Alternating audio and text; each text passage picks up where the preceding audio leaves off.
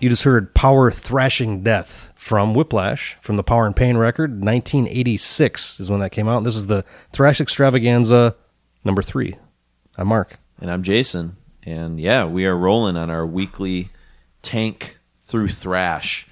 Yeah, we've had some good feedback on the first couple episodes thus far. Dark Angel and Violence. Yeah. Yes. And even some good feedback on the Flotsam and Jetsam patron show that we put up as well. So good. That's awesome. I did listen fully through Dark Angel. I felt it, it was good. Yeah. We had some good flow. That was probably longer than some of these other episodes would be. Like we've said, if you're new to Requiem, we generally do a little bit longer episodes, but we're kind of doing a special thrash series where we're trying to do 10 weeks, 10 episodes. Powering through, man. The Violence, I think, was the shortest episode we've done since our comeback. Probably a while, yeah. Hour and 20. Oof, that is short. That's like some of the first couple years. Yeah. Well, that's when, remember, we there was a point where they started to put limitations on us. Yes, and that's when we kind of scaled things back. And we played it safe for a while because we didn't want to get songs cut out. Because there was a whole... It was really... It's a tragedy. If you go back and listen on RequiemPodcast.com, you can find our first 150 episodes up there.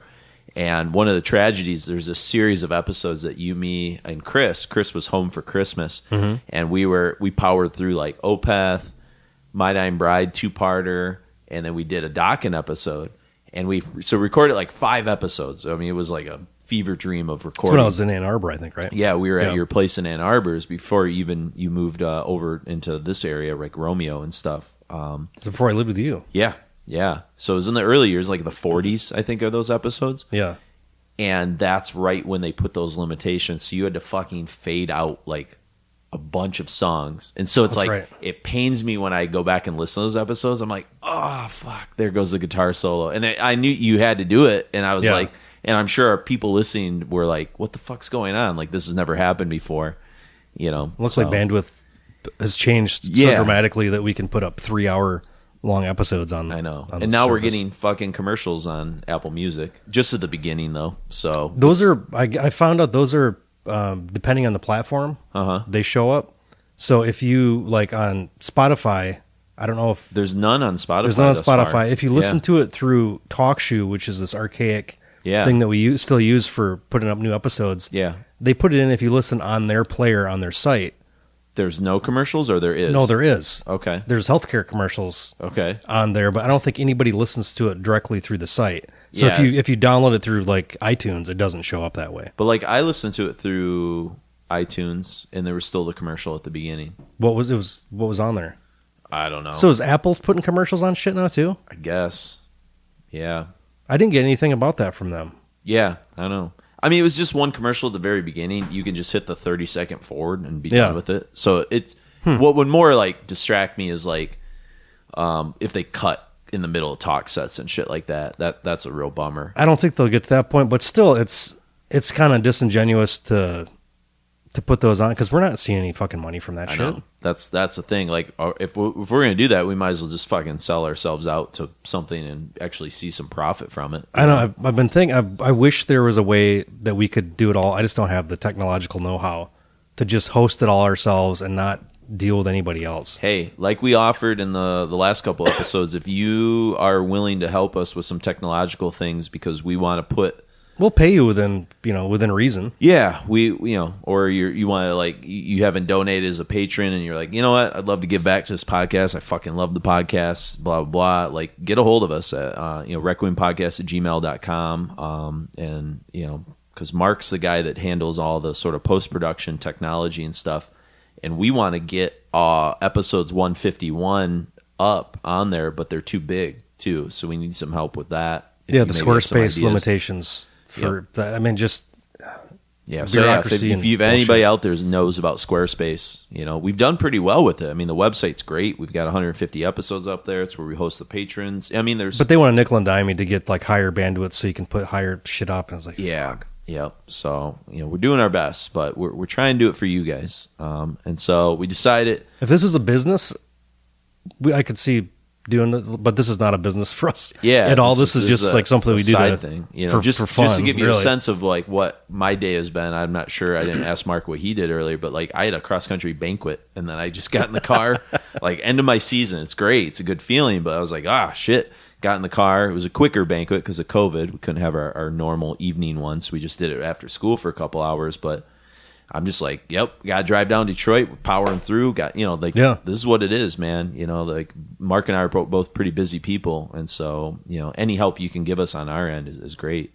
But yeah. So back to the sort of weekly sort of thrash extravaganza stuff.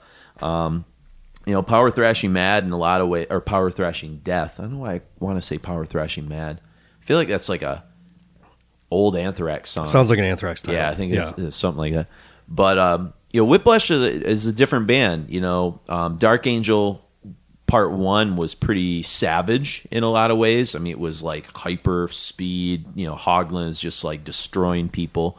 Even the riffs are just sinister.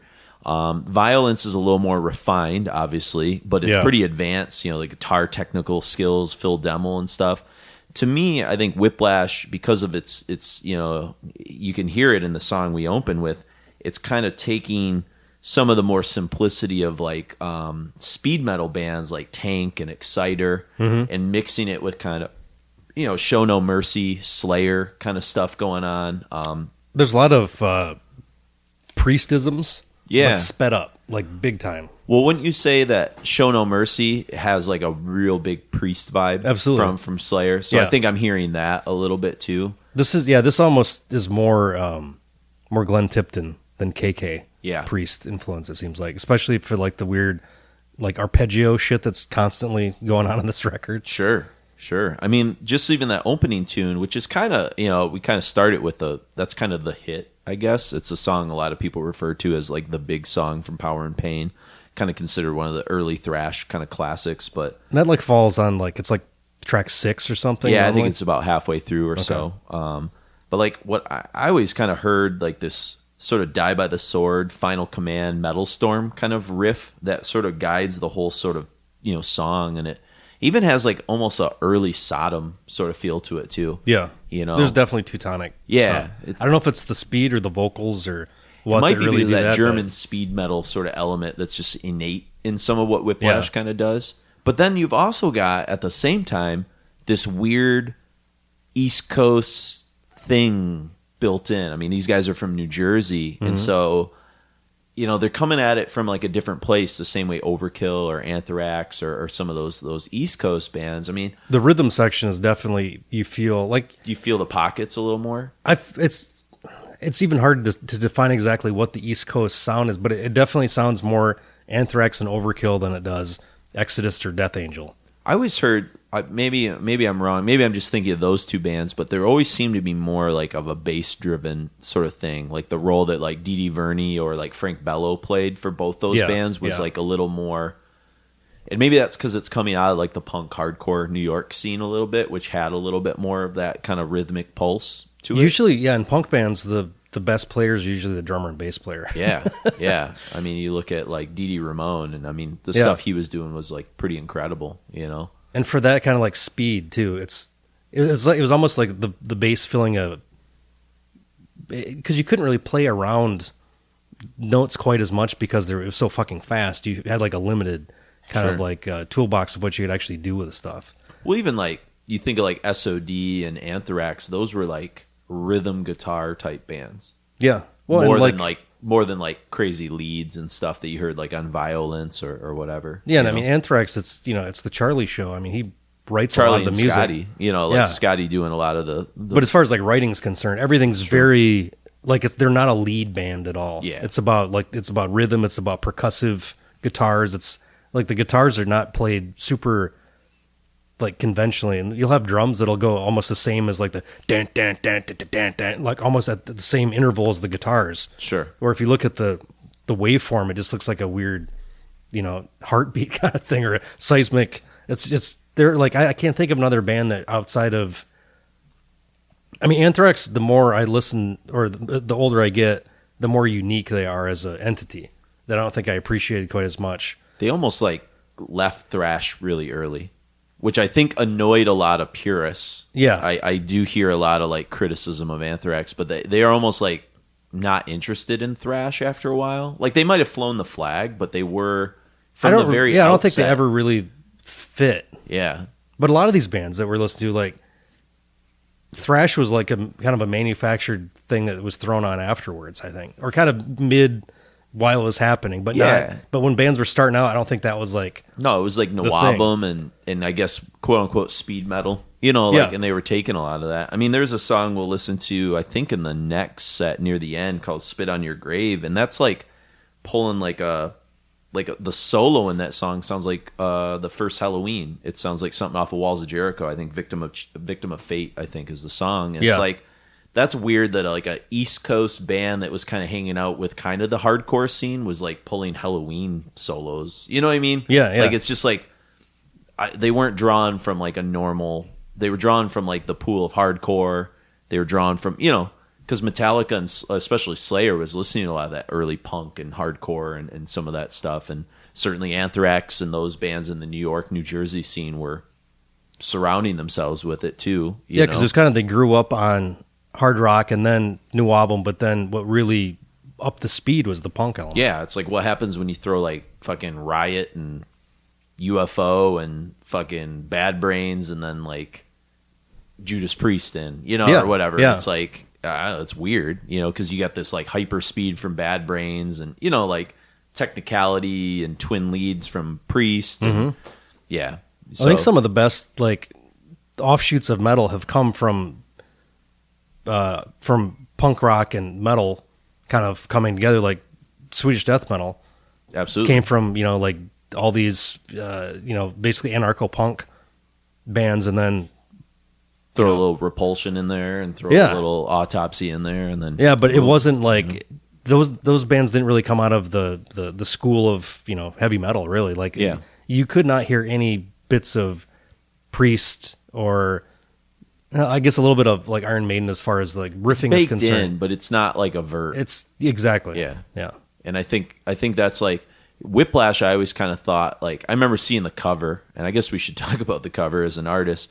I mean, the cover is like it's kind of iconic and it's kind of dumbness, I guess, but like it looks like a flyer almost. Yeah, it looks very primitive, amateurish. Yeah, but it kind of fits.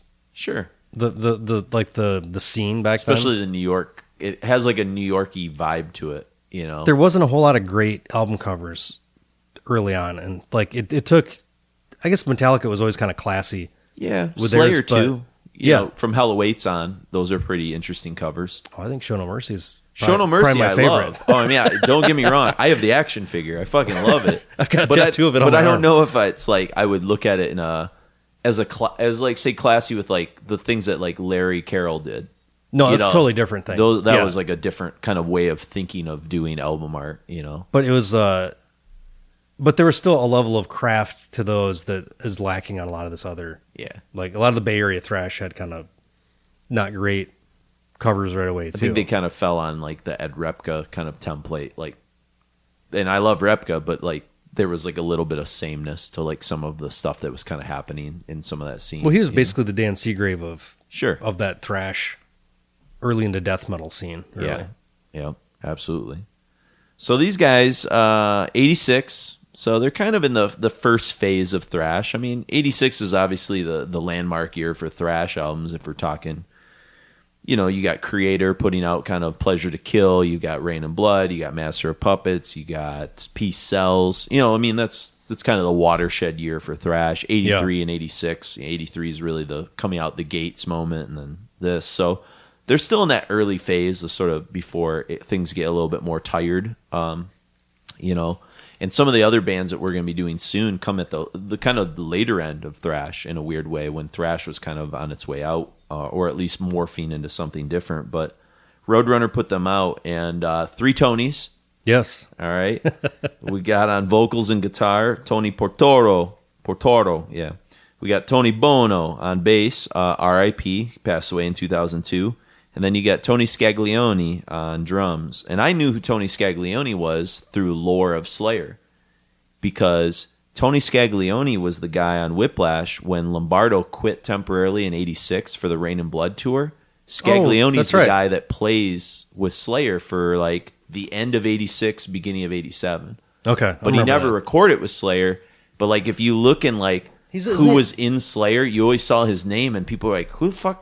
When was that guy on a record? He never was on a record. He just was. Don't they talk about that in that big ammo box thing? Yeah, it's definitely in there, and it's in the a friend of the podcast, DX Ferris's 666 Slayer book that he did, and he's the one that did the Rain and Blood 33 and a third as well. Okay. So, by the way, DX Ferris, he wants to come on sometime, and what's the X stand for? I don't know. That's a good question. I'll have to ask him. But he wants to come on and do like maybe a patron show where we talk about metal and wrestling. He's like way down. He's like he's done wrestling podcasts and shit, and he's got very interesting perspective. He's like a Pittsburgh guy, so Kurt Angle. So you kind of come at it from like a working class kind of thing. Well, we got to keep it in the Rust Belt, man. Yeah, there you go. And he's written those Slayer books, so he'd be an interesting guest. I think he'd bring a pretty cool perspective. But he's written me. We've talked a little bit, but yeah, he that's how I found out about it, was I think from the 33 and a third book or something like that too. Okay. But yeah, so he left the band after this record for Slayer. And I think there's stuff I remember kind of reading where he kind of like went to the other 2 Tonys and he's like, what should I do? They're like, it's fucking Slayer. Like, we get it. Like, go do it. I don't know if Scaglione ever came back on other records. I don't know. I didn't really look into any other records outside of this one. Yeah, we were just listening to like a track because I was kind of curious from the Ticket to... It was pretty good. It was just kind of more of the same. Yeah, it's not bad, but like I Ticket to Mayhem. So yeah, I should probably look up on archives if Scaglione came back. But anyways, that's the lineup. A lot of people always compared Whiplash to like Agent Orange, which if some of you might know, the Skeptics Apocalypse record. That's a great record. And Agent Steel, you mean? What did I say? Agent Orange. Agent Steel. Yeah, Agent Orange. Agent Orange is the Sodom record that I'm thinking of. Yeah. And sometimes Exhumer, which we were just kind of like listening to them as well. They kind of get compared. They're a German sort of thrash band. Sort of the bulldozer sort of style that they sort of throw together a little bit. And a lot of people especially compare Tony P, his vocals, to the guy from Exhumer. Okay. And then the other band that his vocals remind me of, which they're kind of like an ode, is I kind of get like a Bewitched feel from some of the stuff that he does. I don't remember the last time I heard Bewitched. Yeah, Diabolical, what the fuck was that record called? Hard as Steel, Hot as Hell. Yeah. I've got it. Who are the Bewitched guys? It was a side project. Anders from Catatonia. Was yeah. It was Necropolis, right? Is Necropolis who put that out, or Osmos? I don't remember. It was one of those two. It like sort of predates like Witchery and R Noir, Gehenna and all that and shit. Some of like that. Like actually, it was a contemporary thrash with Gehenna thing. Gehenna might have been the first. Gehenna with an H, right? Yes. Okay. Hard Rocker, King of the Sidewalk. Yeah, shit. Exactly. That might have been the first retro thrash comeback kind of thing that was going on. Yeah. I always loved that Bewitched record. I mean, it was like hard as hell. I haven't heard it in a while. It's fun, But I think I preferred Witchery as an overall career because they had like more records that were like consistently like fun, and they did their own thing. Yeah. Well, I like it until Toxine leaves, and then they're okay. Yeah, I'm trying to think I think we did the Toxine years, right? When we did our Witchery episode. Yeah. So that goes up to like Fear the Reaper or whatever that last one with him was. Yeah, which was a pretty fun record. It was great, really. Yeah. It's some catchy shit, you know. And speaking of Slayer, the record they did like 4 or 5 years ago, Kerry King's got a lead on it. He does a guest solo. With Witchery? Mm-hmm. No doubt. Oh, okay. That's cool. I didn't know that. It's from like 2000, I don't remember when, 2015 maybe? Okay. Something I like don't that. know if I heard that record. I was kind of out of them after. You know? I just saw like videos or something of it, but yeah. Some of the things that are interesting about the guitar, I don't know how much you like. I kind of noticed that it's sort of like thrash by way of like Ritchie Blackmore. There's a lot of like Deep Purple sort of stylings. It's weird. Like I think because I've sort of studied Deep Purple a little bit for my rock and roll class, like I kind of have gained an appreciation of what's unique about them, and I can't really like explain it other than saying like listen for it throughout the episode, but there's some like Deep Purple, like Blackmore kind of sensibilities built in a little bit. It's almost like if you ran Deep Purple through like a Slayer thrash machine. So it's less like you notice maybe the Priest stuff, but maybe what I'm hearing is like that 70s like Purple sort of thing too, mixed with like kind of Slayer type stuff, especially in the solos. So pay attention to the solos. That's where I think you hear a lot of Ritchie Blackmore. yeah, like, I wasn't paying ideas. attention to the solos as much. It was more everything is just like hyper fast, but also the singer. I do like the fact that they're a power trio, and it kind of that shows through I think in how everything Sure. sounds. But the singer and guitar player, you can tell like the riffs are based around like the His vocal styling. holding out a note is when he talks, and then he does the crazy like fucking destruction, Yes. arpeggio shit. Unlike what we heard with Dark Angel, where you clearly knew that record was being written by a drummer, and they Yes. didn't give a fuck where the vocals went, and Which is what makes it, or the drums. Both those fucking vocalists were like at the mercy of like, Yeah. Well, yeah, because the Dark Angel record was you basically had the guitarist was almost the straight ahead guy, Sure. and everything else is just fucking around it was just wonky. Yep, absolutely. And speaking of which, God, I might have to look it up in between the next stock set. Oh, speaking of Dark Angel, a little bit of feedback on some of our recent episodes. Calvin from My Dying Bride commented on Oh shit. our stuff, and he said, "Time Does Not Heal" from Dark Angel. He says, "Quite possibly the best and most adult thrash album ever created." And that was the one where I was talking about. It was about rape from the perspective of like a female and sexual assault. And I think that's a really cool way of talking about it. It's a very adult record. It's not for like the light at heart. It's not like the next song we're going to listen to on this record is called Stage Dive.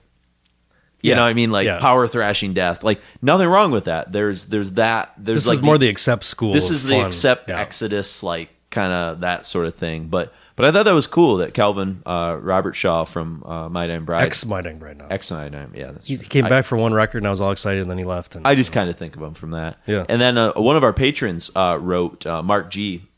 He wrote in just to give us some feedback. He said he loved the Flotsam show. He says, "I listened to them in the morning during my paper delivery as a kid on my Walkman."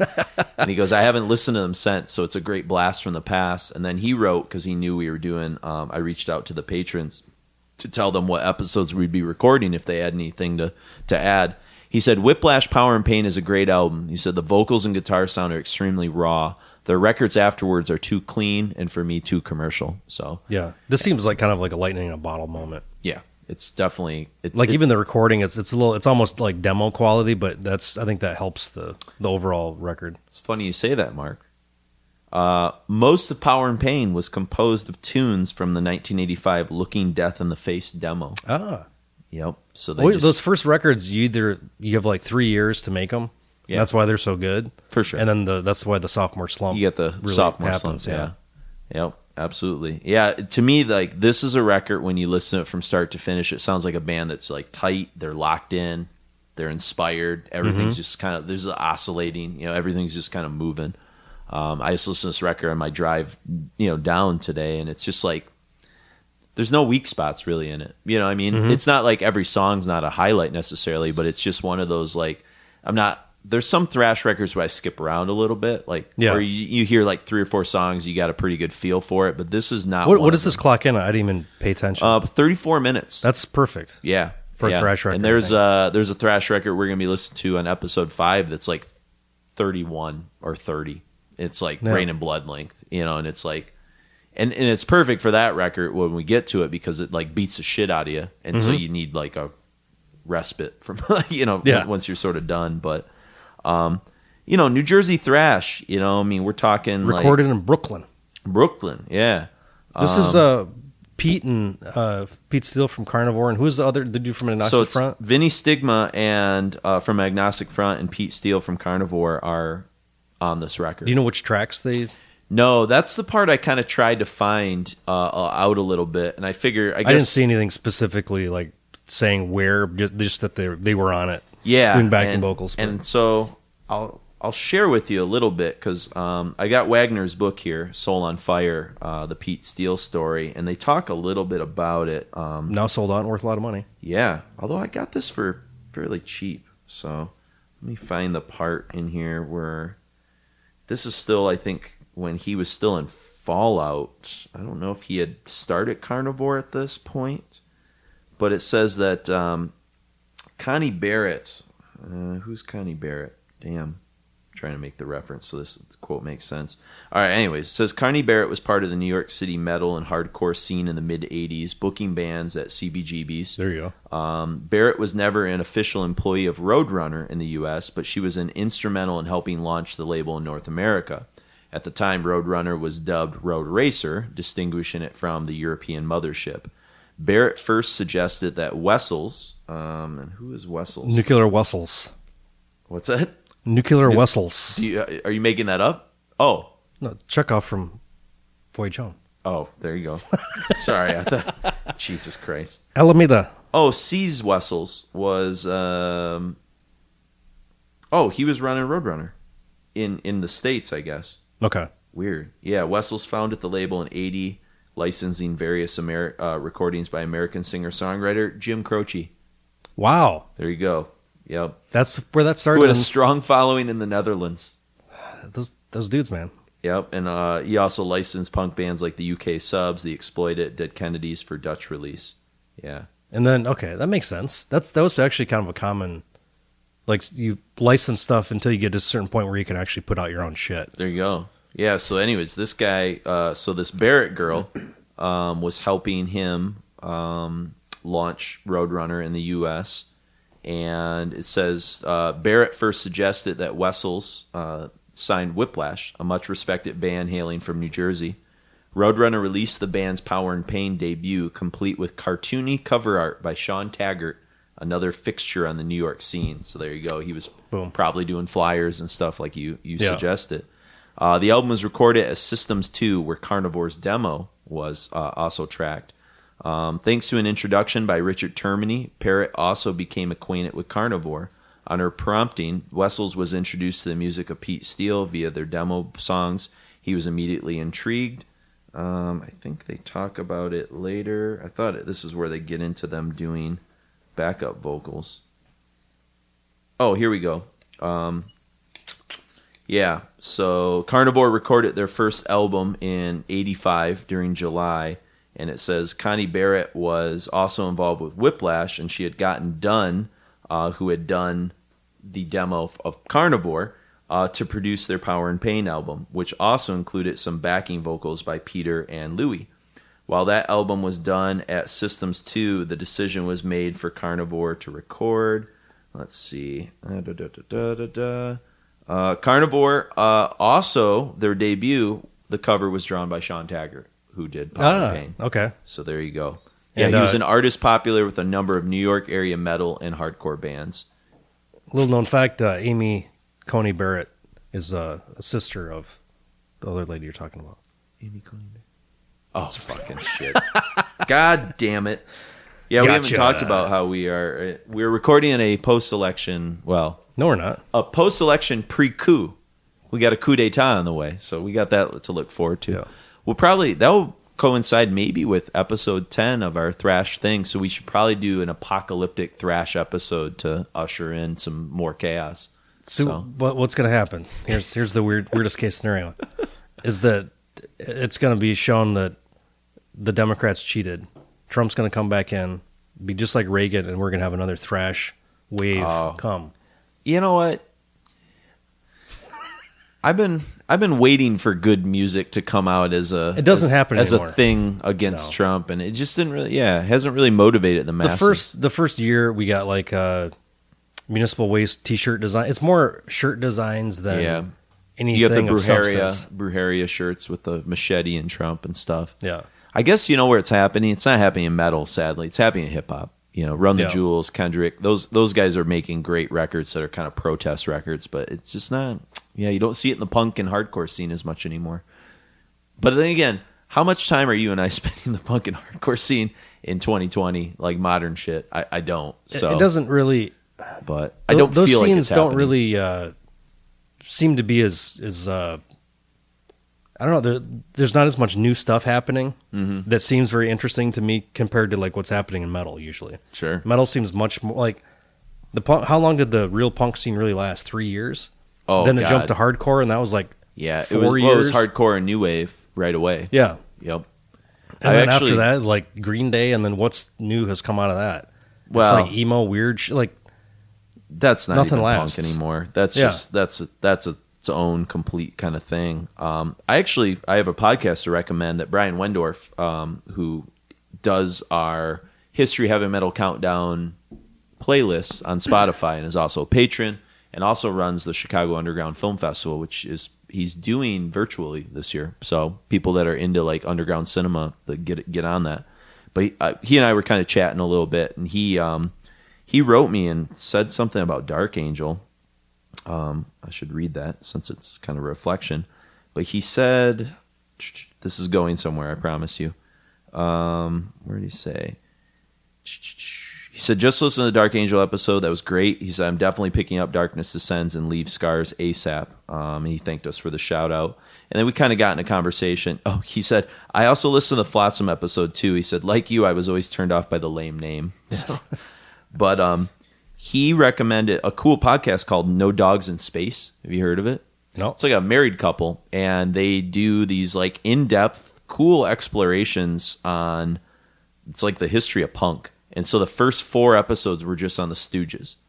But it's not just playing and talking about the Stooges, but they're talking about all the influences that influenced the Stooges and all the like offshoots of the Stooges. So like it was cool. I like learned things, and I know a lot about the Stooges, as I'm sure you do, but it was like contextually interesting.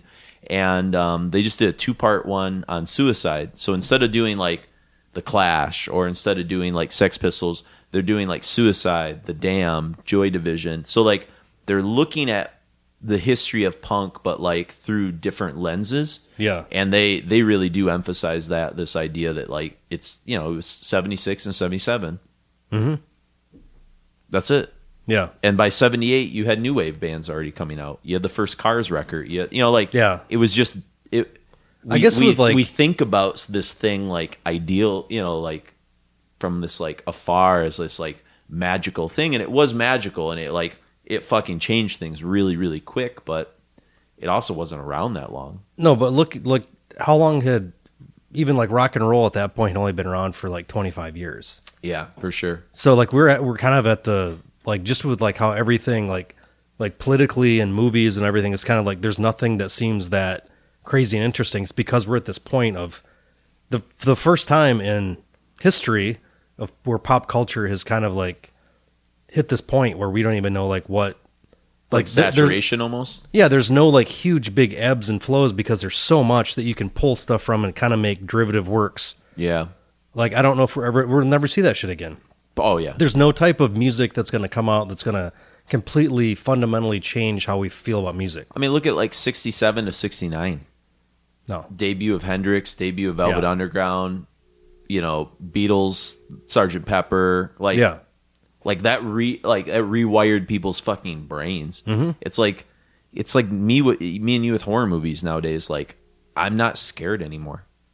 Like I'm like desensitized almost. Like I'm still interested in shit, and I still appreciate the craft. Mm-hmm. But it's like metal too in a way. Like I like a lot of newer metal shit that comes out, but it's like nothing feels the way Left Hand Path felt like, or Heartwork, or like the first time I heard Master of Puppets when I was like, what this fucking amazing, it's just degrees of so like with horror movies.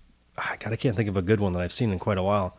Except like I really like the remake of Suspiria. Yeah, But that's like something made for us. for people like it's like an art housey. It's like a 3 hour long. Yeah, it's weird way too long. introspective. Yeah, exactly. Thing. But that's like what I get into. Like that. Otherwise, I was like just like an hour and a half long, teen slasher thing. Like, who gives a shit? What are you gonna do that's gonna change anything? Yeah. About that at this point. But The only like newer thing that was sort of clever that I've seen recently, I mean, there's a few like was a Black Coat's Daughter. Yeah, but that was I'll like never 5 years ago. I'll never watch it again. Yeah, but it was a girl walks alone. I saw that recently. That was interesting. There's Like a handful. I don't know. It's maybe just an age thing too, but Sure. like I appreciate those for like what they're trying to do for a genre I really care about. Yeah, But I don't feel about them like I do like rewatching like The Fog or like just old shit that had a different level of craft to it. sure. That I think even like Chopping Mall. Just kidding. I want to talk more about Chopping Mall. I'd rather watch Chopping Mall than like a lot of the shit that's on Netflix. Yeah. That's called horror movies. For sure. But like the Hammer stuff, like I'm going back to early Hammer because all that shit I like. We're just at a weird state right now where there's no subculture. Mm-hmm. It's everything's mainstream. It doesn't matter what it is because of the internet. Yeah, people aren't even scared of death metal anymore. Like my students. Fucking disappoints me. They just make jokes about it. There's like, oh, cool, you're into death metal. Like I'll talk about it. And like It's dad rock now. 16 years ago, people were like, whoa, you're into death metal? And now it's like, who fucking cares? They've heard Screamo for 10 years. It's just like obnoxious music to them. I unfortunately, and I'm pretty late on the boat on this, I heard Attila for the first time. Have you heard of that band? No. They're like, I think they came out with the whole, like, the new hardcore movement, whatever the fuck that stuff. But there's like rapping and all done up in bling, and this guy's like in porn and shit. And Okay. but it's just this terrible, like, pop music with screaming on it. Okay.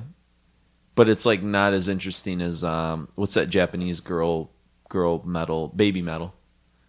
Like I would I don't find I would that rather interesting listen either. to baby metal than like what you just described. Yeah. Because at least like baby metal is like just a novelty, I mean, that's what this shit is too, I guess. But it's just so. What hurts is that there's so much good stuff where that came out of that it's just complete horseshit. Yeah. Yeah, not to do but everything I was think better you're- when I was young. But I think it goes back to like why doing a thrash series on like kind of, and I'm not saying that Whiplash, Power and Pain's an obscure record. It's a record that gets some attention. It's talked about, but it seems singular for these guys. Like what came next, like nobody really talks about like their follow-ups and things like that. Yeah. Violence, Oppressing the Masses gets like good reviews. I am not as familiar with their follow-up, but like that was like kind of a singular, unique thing. Same with Dark Angel. They were all like, the albums and bands that we're picking out for this series, we're trying to highlight some things that are like hidden gems and stuff like that. As much as that is even a thing with the internet. Yeah, but exactly. Yeah. Hidden gems for what it's worth. But like I'm more interested in like going into deep dives into this stuff than trying to find like all the latest greatest 2020 like Bandcamp releases. And there's some good shit out there. Yeah. I just don't. But that's I'm not as drawn to it, and it might be an age thing. I just don't. Have that passion that's anymore. why like there's a lot of young kids that that's their thing, and that's this is the band that got them into this. That's great. And there, once in a while, one of those bands will pop through, but it's like Idle Hands or something, Sure. or now called Onto Others. Onto Others, yeah.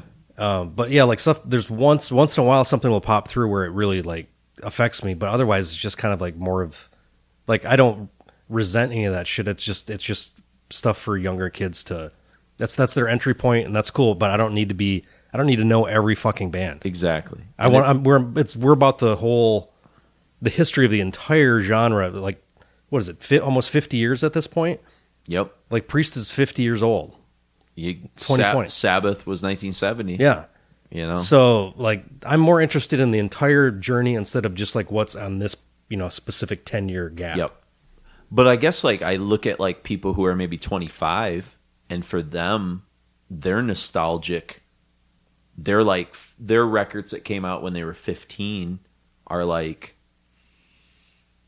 like the first like Pallbearer records and some of that stuff in the early 2010s, you know, like maybe Pig Destroyers, like third record or you know, Phantom Limb, like those records mean probably to them now at 25 what like necroticism and stuff meant to us at 15. And that's okay. Yeah. It's not our fault. It's not their fault either, but there's going to be a disconnect there where like some of that stuff you get to like past like, I don't know, 35 and like I'm still driven to find some new shit. Like I just found a band, speaking of Brian Wendorf, he just recommended it and I shared it with you and Chris last night. They're, I think, Dark Descent records, but of Feather and Bone. I don't know if you got a chance to listen to it, but they're Colorado, like power trio, like death metal. Colorado's the interesting. Yeah, there's some interesting shit there. Yeah, and so like that was never a thing. No, 20 years ago. Like there's a nice pocket of what's happening. Jagdpanzer. That was it. I think. Yeah, I think Jagdpanzer was Colorado, if I'm mistaken. Yeah. So as soon as they legalize weed, man, it's crazy. People start making cosmic metal, cosmic death metal, and shit like that. So that's kind of what the basic gist of what's kind of happening with this Whiplash record. There's nothing revolutionary about it. It did show up in the Decibel top thrash metal albums of all time.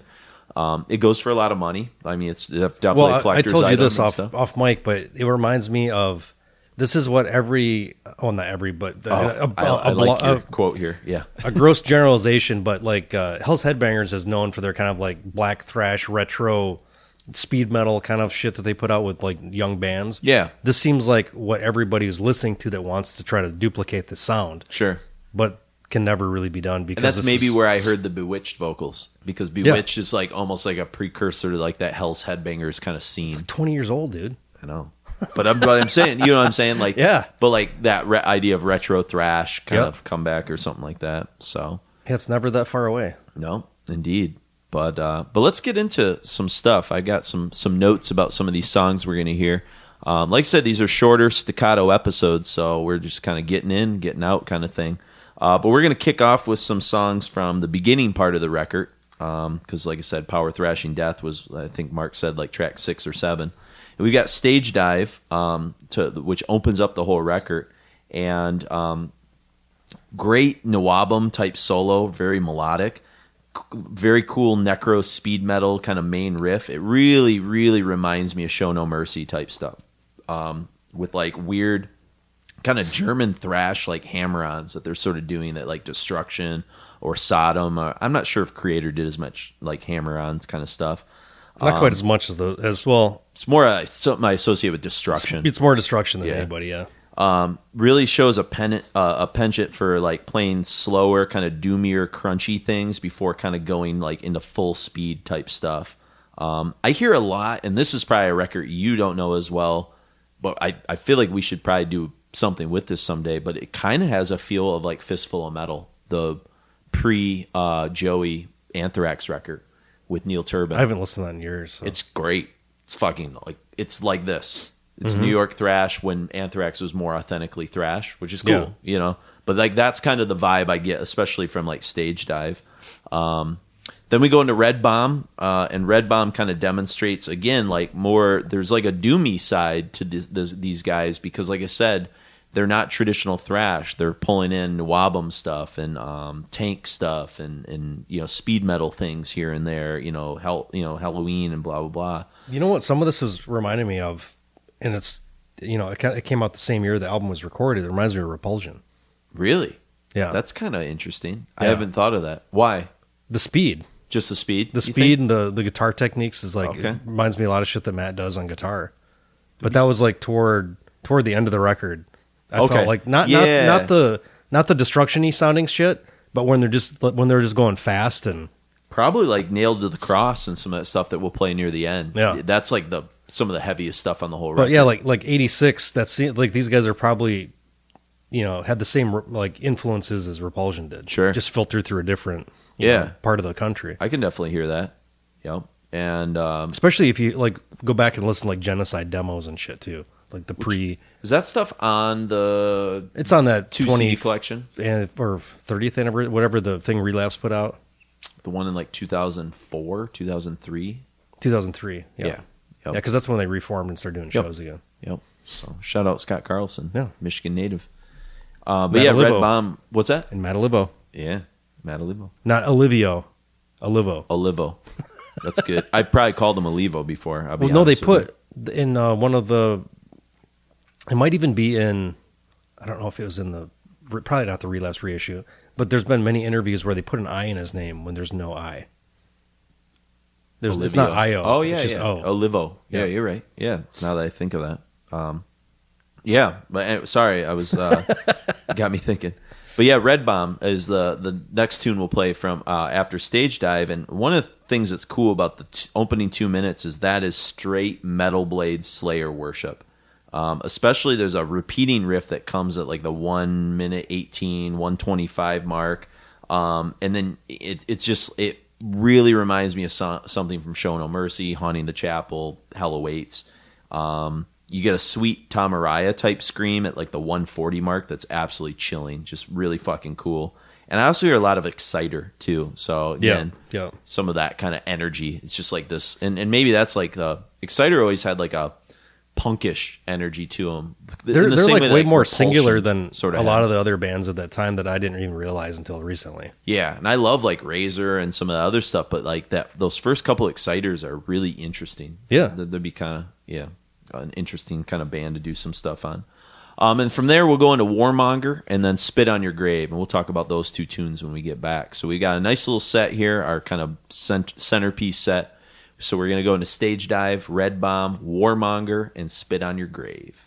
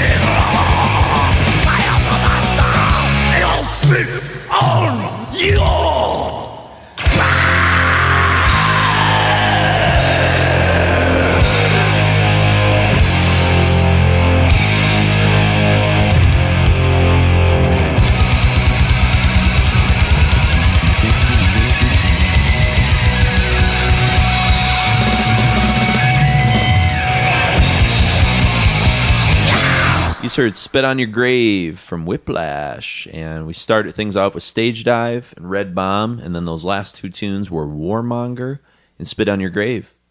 Couple of things about Warmonger. I know we were talking earlier about influences. This is probably the song that really jumped out to you about the Judas Priest stuff, because this, you got a lot of Araya like snarl from the outset from a vocal standpoint, but it's built around this like simple freewheel burning riff. It's like freewheel burning Judas Priest type shit, the whole kind of song. And so that's probably what like when you mentioned Priest earlier. Well, it took a while for the Priest thing to kick in because everything played so fucking fast. Sure. And then when I'm figuring out why does this sound familiar, it's like, oh, okay. These are Priest-ish riffs. You could tell Whiplash were probably really, really into like Screaming for Vengeance era Priest and stuff like that for sure. You know, not unlike Slayer and Agent Steel and some of those bands were also hugely kind of influenced by Priest, especially in the early years and stuff. And then that last tune, Spit on Your Grave, that's the one that has the solo in the middle of it. That's really reminiscent of like early Halloween. I almost said Halloween. Lots of German thrash all over, That's one of the things I'm noticing about a lot of the bands we've sort of picked up here. Yeah. There are the bands that like are almost doing some of like the weird things that Destruction and Sodom were doing that like Anthrax and Metallica weren't doing. They sound more European than they do American. Yeah. Which is weird for a New Jersey band that was hanging out with like Carnivore and that they had like weird Teutonic thrash kind of influence. But I'm wondering if that's why they didn't get more acclaim, because they didn't fit. That's true. Yeah, they were. In retrospect, they kind of, they're in the scene, they fit in a, kind of tangential way, but yeah, they didn't sound like everybody else. The other thing I'm hearing on this too, especially on this song, and I'm curious if you pick up on it, is a lot of Motorhead. There's a little bit of that, like that shuffle, that boogie kind of aspect. Tank too, which obviously was kind of a Motorhead influence type band.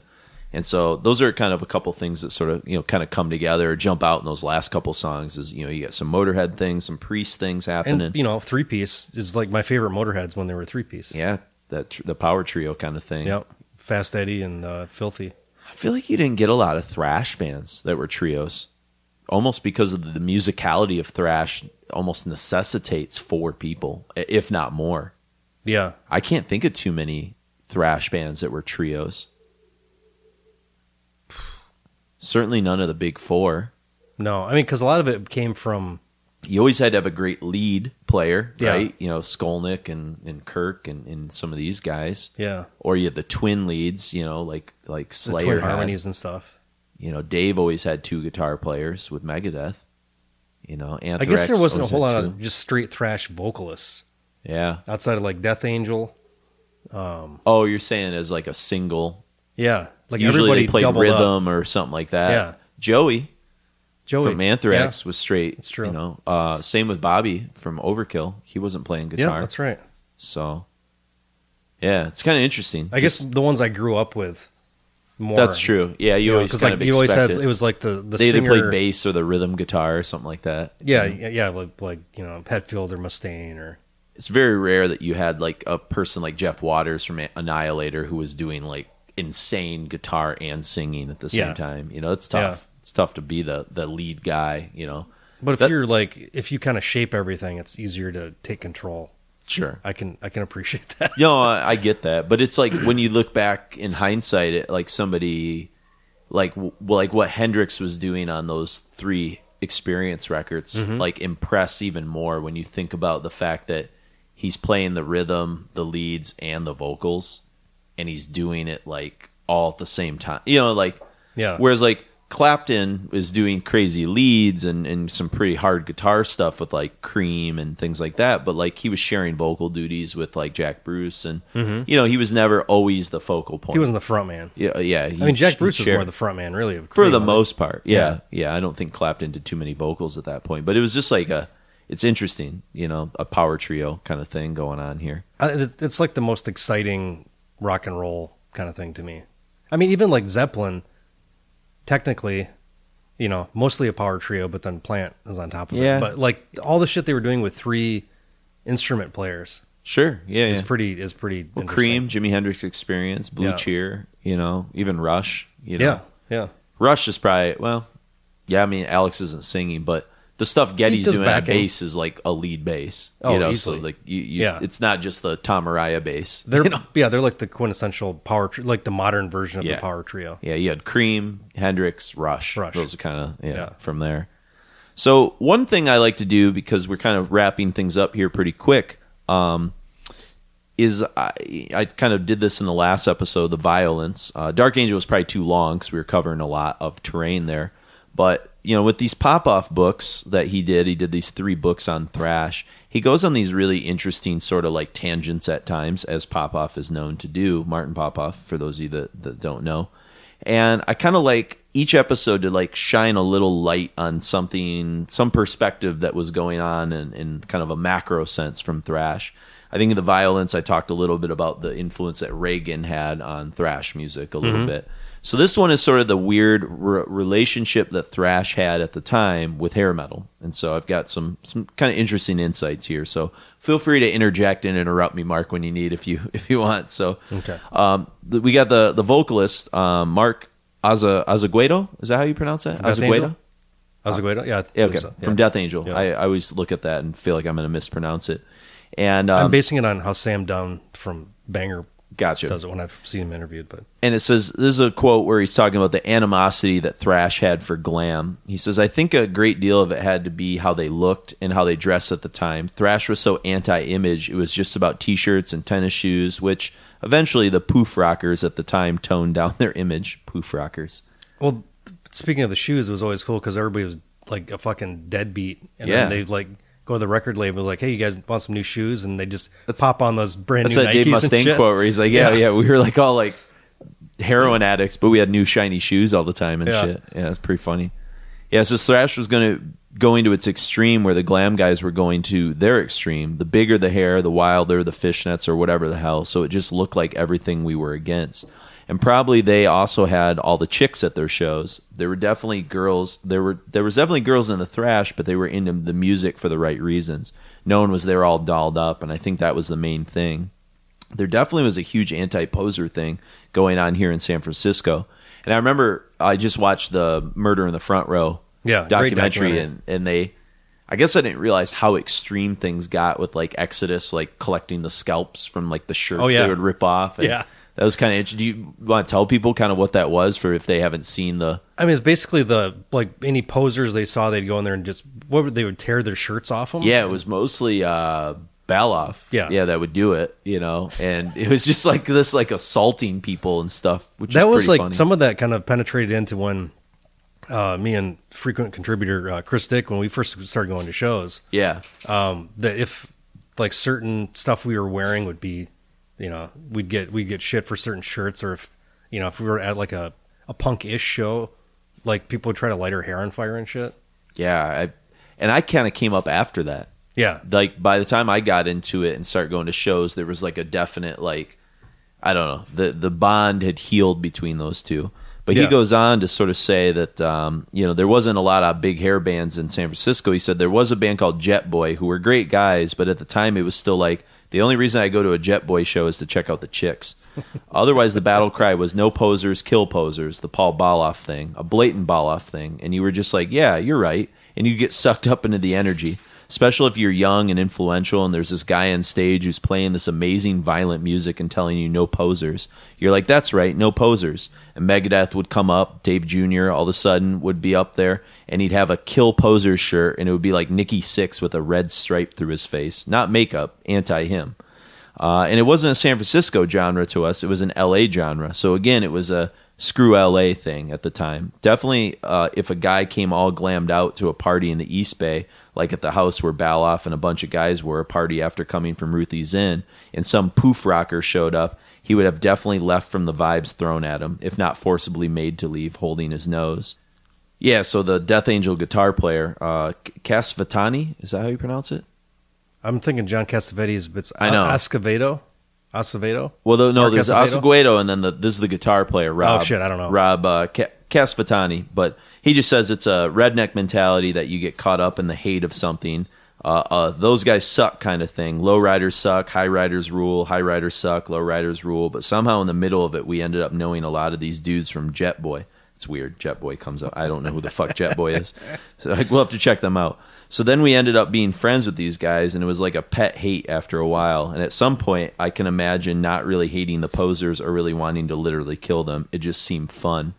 But there were moments where we felt those guys were lame. They suck. And at some point, we knew some of those dudes. So I just thought they were kind of weird after a while. It was kind of freaky. And some of those dudes, the dudes we knew who were fusing their glam with sort of punk, so they had a little grit to them. I admired the grit they had underneath that thing. I just couldn't get into what they were trying to do with all the bullshit.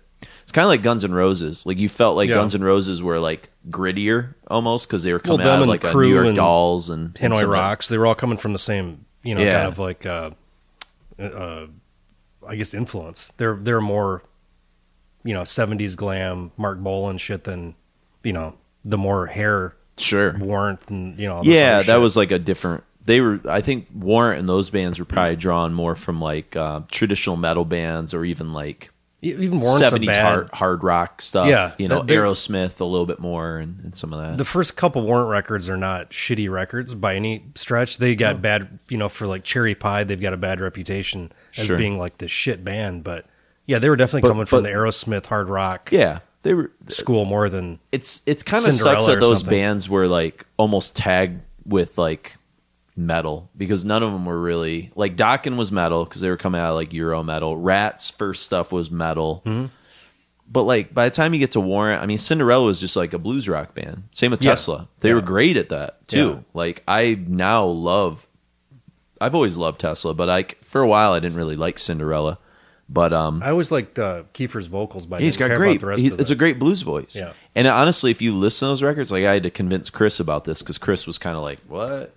And I was like, "Seriously, dude, like don't listen to them as hair metal records. Just listen to them as like a '70s Aerosmith record or something like that, and you can kind of get into it, So, but it is weird. But yeah, he goes, we were younger than a lot of our peers. We were in the scene. But we were usually 5 years younger than everyone else was that we were hanging out with, so we were easily influenced by what was happening. We even went through our stages where there were points where we were wearing some freaky shit. In the very beginning, we didn't have our own identity down. We were trying to play thrash, but sometimes we were wearing some oddly bright thing or some spandex pants and fucking with your hair a little bit in the middle. Not sure how to do something rock and roll with it. We were trying to figure out what seemed cool. So for a minute there, you're like any other 12-year-old. You don't know what you're doing. You're just following something that you think is cool until you hopefully discover it yourself. And then, so I get that because Death Angel was young. They were super young. They were like all cousins too, I think. Yeah. I mean, like being like 12, 13 years old, like trying to play fucking concerts. It's just like a weird thing. I remember going to concerts. It wasn't even until later, really. I was a sophomore in high 16. School. Yeah, the first time I saw a death metal show. Yep. But yeah, I went from not seeing any shows to driving to Detroit 2.5 hours away to see like death metal shows as a kid, which was a huge, like holy shit. Never been to Detroit before. Never been to I'd been to house shows. That was about it. Yeah, I think our first shows were Saginaw. That was my first show. That was like Ramones and White Zombie. My first show was Tom Jones. There you go. Midland Center for the Arts. Yeah, so there you go. Midland Followed by, no, it was Roy Orbison, then Tom Jones. Okay. See, Roy Orbison, that's a cool first show. I mean, White Zombie Ramones is pretty dope in hindsight that I got to see the Ramones, Yeah. I didn't appreciate it at the time. Of course. Sucks, but my favorite sort of comment about this sort of hair metal rivalry phenomenon is from this journalist and thrash expert. I don't know him, Brandon Geist. Ring a bell? I don't know. Name sounds like I've seen it on a documentary. Yeah, you can Google it. Maybe look it up while I'm reading this. I have no idea. Geist? Geist. Geist, yeah. Okay. And he's talking about hair metal's place in the story, and I thought this was well put. He says, one of the important things about the first wave of thrash was if any good hero needs a villain, Thrash's Lex Luthor was hair metal. Hair metal was huge at the time, and that was the LA metal scene, the hair metal Sunset Strip scene, and that's what Metallica came up around before they moved to San Francisco. All the thrash bands, even the ones on the East Coast, they were very consciously posing themselves against hair metal. The hair metal dudes were spraying their hair and putting it up, and the thrash metal dudes were wearing it down and headbanging with it. I love that story, by the way, in Murder in the Front Row, and he's about to reference it, where Slayer wore makeup at first, but everyone started making fun of them in the thrash scene, so they took it off pretty quickly. Yeah. I think that's Brandon Geist. He's the Revolver magazine guy. Oh, you've seen him in some of the Metal Evolution shit. He's been in some of those. Okay. Yeah. That makes sense. I thought I recognized his name. But that Slayer story is great where like they came up and they had like a little bit of like eyeshadow and some of that. They just did like circles around their eyes, which is like Merciful Fade or that's whatever. where it was kind of coming from. But Yeah. they got like incessantly like teased in their first show up in They're just called fags constantly, weren't they? Yeah, it was like brutal until he goes, yeah, that was the last show we ever played makeup, kind of thing. But yeah, so he says Thrash was trying to give their listeners the antidote to hair metal and pop rock and what was being played on MTV at the time. They were trying to play this dirty, heavy, crushing, fast sound that was almost like pure adrenaline and pure fury put to music. I think it really tapped into a lot of what was going on at the time socially, and you can see it, a lot of the guys who were seminal metal figures. And then he kind of goes on from there to get into Reagan and some other things. But I like that whole idea of kind of the Lex Luger, kind of the, every hero is defined by their sort of villain and stuff like that. Yeah. Another guy, Bob Nalbandine, who did the Headbanger magazine that was kind of published there, he just said, just as I said punk and metal were total enemies in LA, thrash and glam were total enemies too. Thrash metal hated glam scene. Metallica despised Motley Crue and those bands. Now you get the crossover vibe where you can be a fan of Motley Crue and Metallica, but before that, you were one or the other. If you were a thrash band, you hated glam. They were the posers. They were the glam fags. You were this or that. That was the attitude. Do you remember do you ever remember the zine No Glams Fags?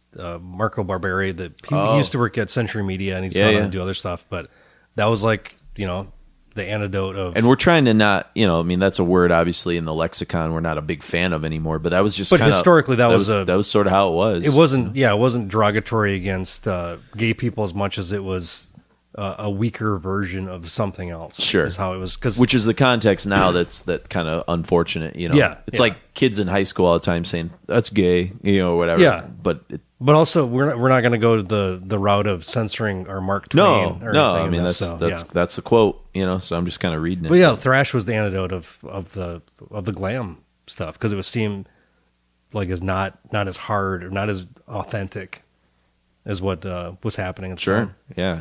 One last thing, because it's Gary Holt, and I like Gary Holt. He's a fun guy. He's always to the point. He says, I was always secretly rooting for the return of hair metal. I always thought it would be good for us, too. The kids, the unpopular kids. If all the kids in high school were into some new version of Poison or Rat or Faster Pussycat, the unpopular kids are going to gravitate straight to bands like us again. Maybe that's why it's popular again now. I don't know. So I think we probably coattailed a bit on glam. Unpopular kids need bands to like, too. The rejects and delinquents, the ones that don't look good in snakeskin boots. That's why they made Doc Martens. That's where all the good stuff comes from the underclass. It always has. Or oppositional forces. But like the best food comes from, when like soul food. Yeah. Comes from like you had to, like here's what we're given. How are we going to make something good out of these terrible cuts of meat? Well, we're going to cook them really slow, and it's going to be amazing. But nobody else has it's not all just filet mignon. Sure, you have some ribs, tacos, and falafel, and shawarma. Working class, that's all like street food. It's all street food. It's always it's like and hamburgers. Nothing great comes from rich people. Very initially, rarely. Yeah, I can't think of anything. Very rarely. Maybe like technology. But usually the best technology comes from. But even that's like in a small garage. That's true. Like Apple, Steve Wozniak in a garage. Sure. Yeah, Einstein's laboratory. I mean, those guys weren't rich out the gate. They got rich because of the sort of, And I think like the best stuff comes out of struggle. It doesn't come out of like, you've got everything at your disposal. Just come up with something good, and you're just like, I don't think that happens. No, I think you're onto something too. I was actually just talking about it in my AP class the other day when we were talking about the Mongols and why they were such badasses. Is because like the Mongols, where they come from in Central Asia in that era, they had to live in such like harsh, like just you had to be a tough motherfucker to survive like the great steppes, the Mongolian steppes and things like that. And so when they would like come in and attack like Persia and China and these civilizations on some level were a little soft, just like we are. I'm fucking soft. Like I'm in trouble. Like if the apocalypse happens, like I got a cool CD collection in a movie theater in my basement, but like I can't fight the fucking like Mohawk mutants that are going to try and rape me. You know, like I don't know what to do about those people, you know? And so even think about like how like Revolutionary War shit, like the fucking British, how like hoity-toity war was, where like, oh, we're going to walk in single file and then shoot. Like, no, we're going to fucking kill you, and bitch. it was a bunch of fucking like colonial fucking rednecks that were like, you know, guerrilla warfare, those dudes or whatever. Yeah. But one of the things that's interesting is like there's this, I can't remember what the document is, but they talk about what's called the 3-generation shift, because it happened in the Mongols. Is so the first generation that like sets up a civilization or goes through the suffering, they're the ones that had to make all the sacrifices. Mm-hmm. So they're badasses, okay?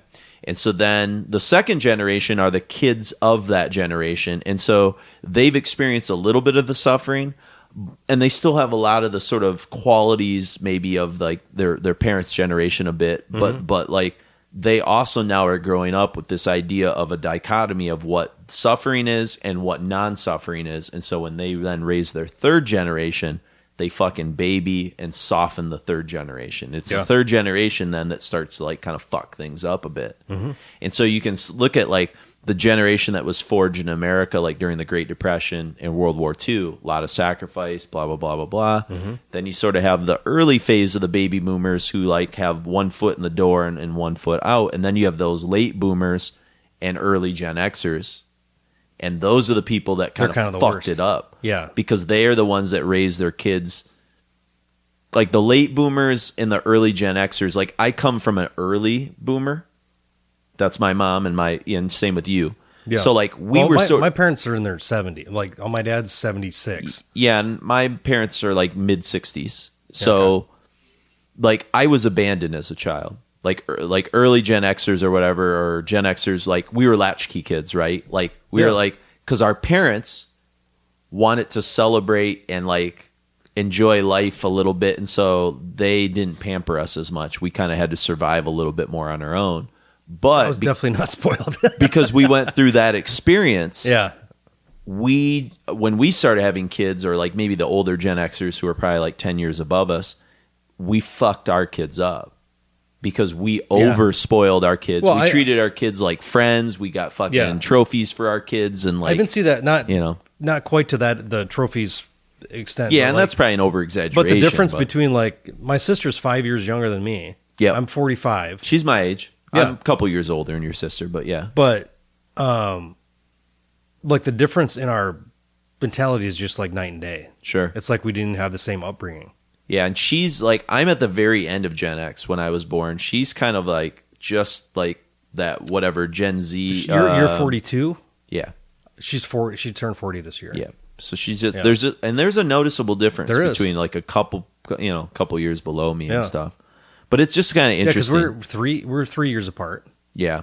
And there's a little bit of it's not as big as the 5 year gap, but there's a little bit. But yeah, between me and my sister is huge, and me and you is more, it's just a little. Yeah, it's more like I'm just a few years behind you and Chris in terms of what we got into, kind of. But like we kind of mentality wise, it's pretty much the same movies and the same cartoons and all that kind of shit. But yeah, it's interesting. And so we were 5 years behind because we were in Midwest. Yeah, that's true. Yeah. We were definitely not as hip as the coastal people. Yeah, exactly. Although being a college town, I think we got filtered some things like a little quicker than like, say, for instance, where I live and teach today. They don't get. Absolutely. I mean, the internet's the great equalizer, so like that helps a lot. But pre-internet, if you didn't have a record store, we grew up at least with a couple of record stores that you could like. And video rental places that were pretty hip too, that had like pretty okay selections, you know. Yeah, I mean at the height of that shit, there was like 6 or 7 video stores in town, 3 record stores. 3 record stores, yeah. I mean, in a town of a Midwestern Central Michigan town. What was the population? Probably without CMU, our college there, like 25,000. And then it was like with CMU it was like 20. 20.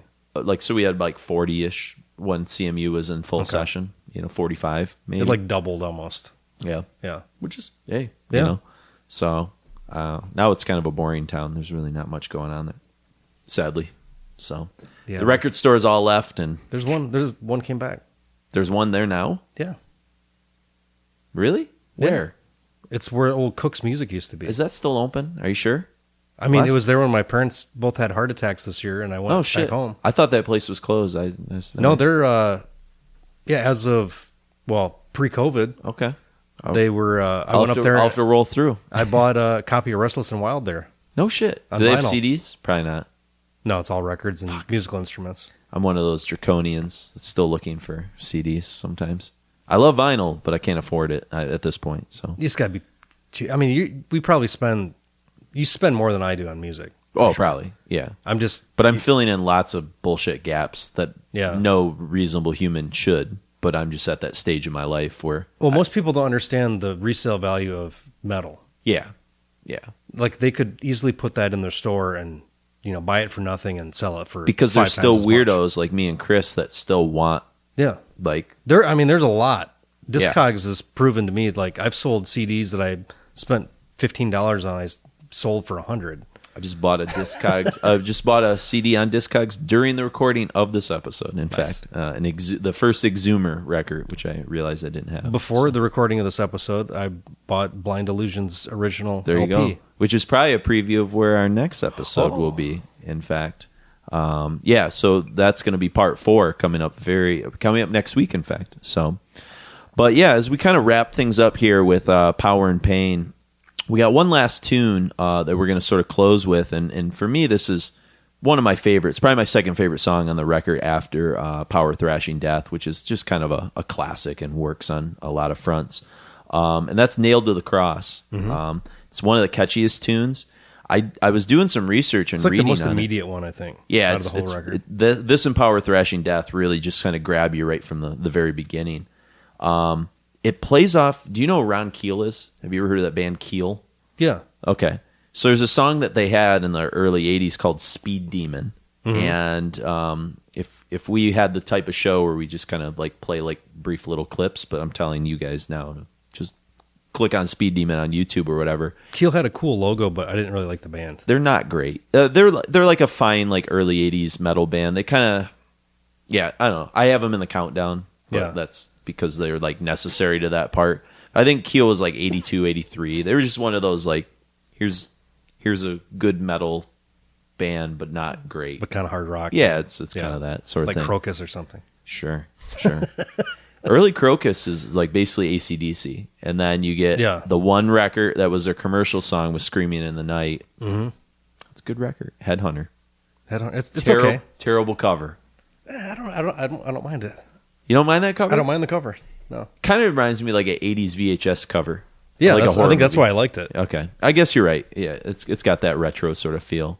But it plays off the kind of riff from that tune Speed Demon, but it's a little bit more faster and sinister. And this is where musically I hear a lot of like that future sound, that R noir. I mentioned Bewitched before. Mm-hmm. Kind of like you said, this is the song that Hell's Headbangers bases like their entire roster off of, you know.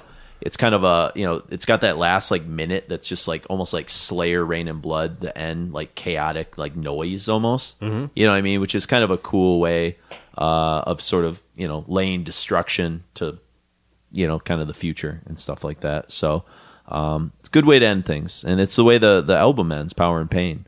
But any closing thoughts on Whiplash? Anything we didn't mention? I feel like we covered it about as deep as you can go with a record like this. It's not... Yeah, I mean, it's to the point. Yeah, it's not lyrically or thematically anything mind-blowing the way, say, Dark Angel was doing some weird stuff, with storytelling. But I mean, it's definitely one of those records that if it wasn't so expensive, I would grab it for my collection. It's like a nice historical piece. Sure. The CD costs a little penny when I bought it they're actually similar priced, which is kind of funny. Yeah, I think I picked it up 4 or 5 years ago, but yeah. So I'm glad I did now, in hindsight, that I have some of this stuff laying around, But yeah, so let us know on the thrash stuff. We want to hear from people. Like I read a couple of comments and feedback from the Dark Angel episodes and Flotsam and Jetsam Patreon show. If you want to become a Patreon, you can go to RequiemPodcast.com and click on Patreon, or you can go to patreon.com/RequiemMetal, and you can sign up there. $5, $2, $3, $10, whatever you feel we're worth. And we're doing 10 episodes in 10 weeks, so... Value for value. That's value that we're giving you. This is like the This is like when McDonald's gives you the like an expanded 99-cent value menu. You buy more. Except this has more nutritional value. Way more nutritional value. But well, like, since we started doing Patreon or using Patreon, I started like supporting more of the people that I enjoy their work. Felt the connection. Yeah. Like these guys are doing a lot of work that I enjoy. If I can give Netflix $10 a month, I can give these people at least $5 a month. Exactly. Like, what kind of bullshit do you spend $5 on right now? Just like ask yourself as you're listening to this podcast. Like a month, just $5 wasted. Like you probably dropped $5 on the ground. Who gives a fuck? So give it to us. We'll buy CDs to do these episodes because this shit's expensive. It is. I just had to buy a Morbid Saint record for like $40.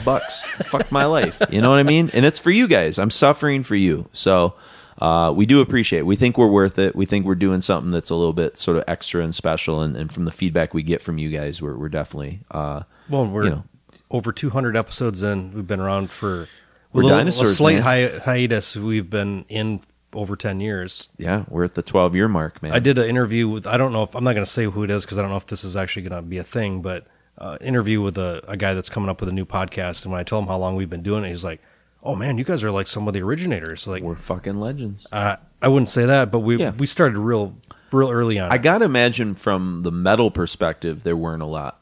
There were other podcasts, but we might be I don't know if we're the first. We might have been the first that was doing more extreme stuff. Possibly. Yeah. Yeah. Because even before this, I was real early on the podcast train. You told me about it. Like, I think you were checking out like Adam Curry, who kind of was Podfather. Like, he was kind of of MTV early Headbangers Ball fame. He started the original host. Yeah.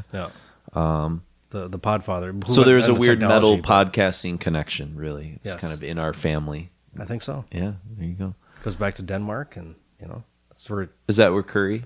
Well, he was born in the States, but his parents lived over there. Okay, gotcha. So it all. Lars. Yep. King Diamond. Yep. I mean, Kim Bendix Peterson. We could just keep throwing out weird references. Artillery. Come on, Artillery. Thrash Road Runner, metal. Road Racer. Yeah, Road Denmark. Racer. Yep, exactly. Pestilence. Come on, I mean. But yeah, so shoot us an email at requiempodcast@gmail.com if you have some comments. We're going to start reading more comments and letters and different things like that on. Especially with a more timely, like weekly basis, it'll make more sense. Absolutely. So. It would be pretty cool. And, check us out on Twitter. And you can follow the History Heavy Metal Countdown if you're interested. Whiplash was on that countdown. All the bands that I think we're featuring on this 10-part series were on there. I think I'm up to 1990. It's a little bit on hiatus because of COVID teaching, but now that I'm done coaching, I think I can kind of take it on at least a few postings a week to get something going again. But yeah, you can access that through Facebook, Jason and Mark on Facebook, and you can like us on Facebook. You can like us. Please leave comments on Apple Music, comments and forced 5-star ratings. We have a lot of them. I was sharing it with somebody the other day. They were asking what the name of my podcast was. I think somebody I teach with, and they like texted me back. They're like, "Wow, you guys have a lot of like 5-star ratings and shit on iTunes." I'm like, "Yeah, we know what we're doing. We do all right." So it's a very niche thing that people really appreciate. People like it. Yeah, it's like this weird Clark Kent life I live to my Superman existence or something. But yeah, so check us out. We appreciate the feedback.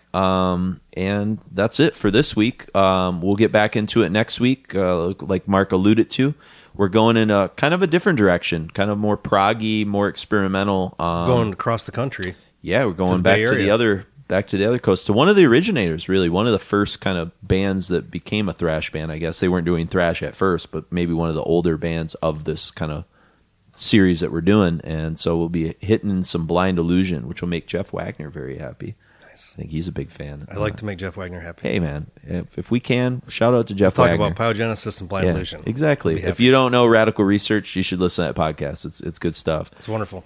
Did you listen to, I know you just picked up that Swano stuff recently. Go back and listen to that Swano episode he did where he talks about all the weird side projects Swano did, like Panthymonium, Carabuja. It's cool. Okay. It got me back into checking those records out like a year or two ago. So I think it was like his first or second episode. He did a Swano thing. So shit, yeah, I went and cherry picked a bunch of stuff. Yeah, recently. Good stuff. So shout out Radical Research. But anyways, yeah, become a patron. Leave us an iTunes rating. Follow us on Facebook, Instagram, Twitter. if you know how to help Mark with computer shit, please reach out to us. We're willing to financially entice you. We're just looking to be more self-sufficient and not have Home Depot ads or Blue Cross and Blue Shield ads before our heavy metal content. I don't even. Oh no, I do use that insurance. I'm okay with Blue Cross, but yeah, that's the I insurance. currently do not have school. insurance because life. If any patrons would like to sponsor Mark and put him on their insurance, we're looking for that could be like a cool contest. You can put Requiem Metal Podcast Mark Rudolph on your insurance. I have no pre-existing conditions. There you go. Yeah, you're healthy now. You stopped smoking like years ago. You're exercising 6 years ago. Yeah, actually, I still drink, but not as much as I used to. Got to have a hot toddy from time to time, especially when we're podcasting. You never know. Yeah. So we're living the good life now. So do get in touch with us. Check us out and be back next week for another series of Thrash Extravaganza that we'll get be those going Nikes out, take the laces out, pull those tongues up high. Get your Zubas. Is it the Zubas? Get your Zuba pants on. Do you remember the Zubas? Not quite yet. Yes. Yeah. Yes, Let's get it. Let's get it. I feel like wasn't Kerry King wearing Zubas on the Decade of Aggression back cover? Potentially. Yeah. Yes. Maybe Raiders Zubas. Him or Hanneman are wearing them. So fucking A, man. Gotta be comfortable, man. So for Requiem Metal Podcast, we got Nailed to the Cross from Whiplash. I am Jason. And I'm Mark.